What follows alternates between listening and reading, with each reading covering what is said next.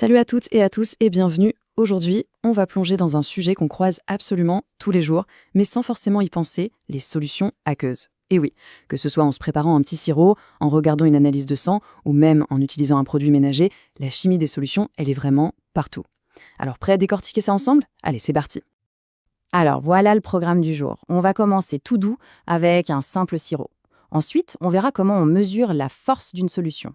Après ça, on passera en mode labo pour préparer la dose parfaite. On mènera même une petite enquête avec des couleurs et pour finir, on verra à quoi tout ça nous sert dans la vraie vie. Première étape, un sirop, c'est quoi au juste? On va partir d'un exemple que tout le monde connaît pour bien poser les bases. La question a l'air toute simple. Un verre de grenadine, qu'est-ce que la science peut bien nous en dire? C'est juste du sirop, de l'eau, on mélange et c'est bon. Et pourtant, derrière ce geste tout simple, se cachent des concepts vraiment fondamentaux en chimie. Pour tout comprendre, il y a 3 mots-clés à retenir. D'abord, le soluté. C'est la chose qu'on va dissoudre. Dans notre cas, c'est le sirop de grenadine. Ensuite, il y a le solvant. Ça, c'est le liquide qui va faire le travail de dissolution. Ici, c'est l'eau. Et quand on mélange les deux et que ça devient bien homogène, eh bien, on obtient ce qu'on appelle une solution. C'est aussi simple que ça. Soluté plus solvant égale solution. Ok, on passe à la deuxième partie, la concentration.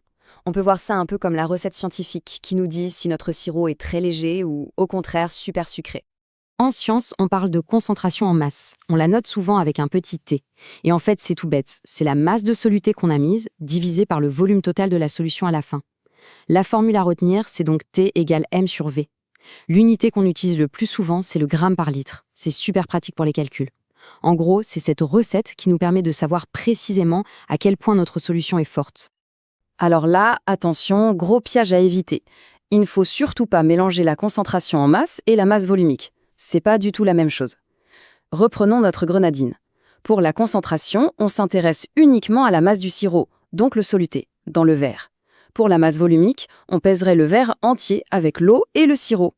La concentration nous dit combien de sirop y a-t-il dedans, alors que la masse volumique nous dit combien pèse tout le mélange. C'est une différence super importante.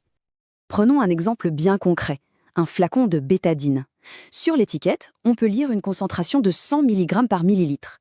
Le flacon fait 125 ml. Alors, comment savoir combien il y a de principes actifs en tout? Eh bien, il suffit de multiplier la concentration par le volume. On fait une petite conversion d'unité et hop, on trouve 12,5 grammes. On voit bien comment la formule nous permet de savoir exactement ce qu'il y a dans un produit. Troisième étape. Maintenant qu'on sait ce qu'est la concentration, on va voir comment on s'y prend en vrai, en laboratoire, pour préparer des solutions avec une précision d'horloger. La première méthode, c'est la dissolution. On l'utilise quand notre soluté est un solide, par exemple du sel ou du sucre. D'abord, on pèse une masse super précise de ce solide. Ensuite, on met tout ça dans un instrument spécial, la fiole jaugée. C'est crucial parce qu'elle a un seul trait, le trait de jauge, qui garantit un volume ultra précis. On ajoute un peu de solvant, on agite bien pour que tout se dissouve, et enfin, on complète tout doucement jusqu'au trait. Et voilà, on a une solution avec une concentration parfaitement maîtrisée. La deuxième méthode, c'est la dilution. C'est exactement ce qu'on fait avec le sirop. On part d'une solution qui est déjà très concentrée, on l'appelle la solution mère. Le but du jeu, c'est de la rendre moins forte. Pour ça, on prélève un volume très précis de cette solution mère, on le met dans une fiole jaugée plus grande et on rajoute du solvant jusqu'au trait de jauge. La nouvelle solution, qui est donc moins concentrée, s'appelle la solution fille. Alors là, attention, c'est le truc le plus important à retenir. Pendant une dilution, la quantité de soluté, elle, ne change absolument pas. On ne fait que rajouter de l'eau, du solvant. C'est ce principe de conservation qui nous donne la formule magique de la dilution. Concentration de la solution mère fois son volume, c'est égal à la concentration de la solution fille fois son volume. C'est la relation à connaître par cœur pour réussir toutes ces dilutions. Allez, 4e partie. On enfile notre blouse de détective pour une petite enquête.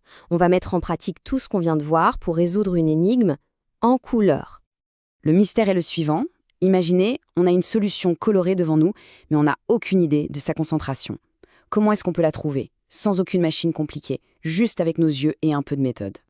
La technique qu'on va utiliser s'appelle le dosage par étalonnage. Le principe est vraiment simple. On va comparer la couleur de notre solution mystère à toute une série d'autres solutions dont, cette fois, on connaît parfaitement la concentration. C'est une méthode de comparaison visuelle, tout simplement. Pour ça, la première chose à faire, c'est de se fabriquer une échelle de teinte. on part de notre solution mère bien concentrée, et par dilution, on prépare toute une gamme de solutions filles avec des concentrations de plus en plus faibles. Le tableau ici nous montre exactement comment on calcule le volume de solution mère à prélever pour obtenir la concentration qu'on veut à la fin. Et voilà le résultat. On obtient une superbe gamme de couleurs qui va du très clair au très foncé. Et le plus important, c'est que chaque couleur correspond à une concentration bien précise. Plus c'est foncé, plus c'est concentré. Logique. C'est le moment de vérité. On prend notre échantillon mystère, on regarde bien sa couleur et on la compare à notre échelle. Alors, imaginons que sa couleur soit un peu plus foncée que la solution S3, mais plus claire que la solution S5. À votre avis, ça veut dire quoi?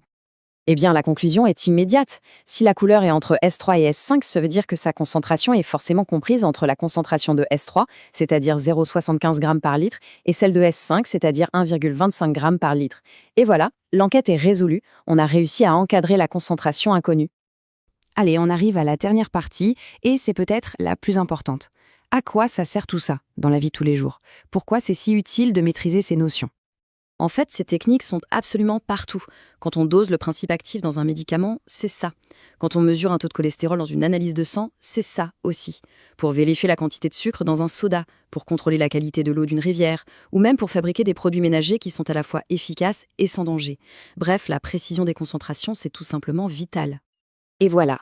La prochaine fois qu'on préparera un sirop, qu'on lira la notice d'un médicament ou qu'on regardera une feuille d'analyse médicale, on y pensera. On saura que derrière ces gestes ou ces chiffres, il y a les principes de soluté, de solvant et de concentration. Au final, la chimie des solutions, c'est bien plus qu'une leçon de cours. C'est une clé pour comprendre et agir sur le monde qui nous entoure.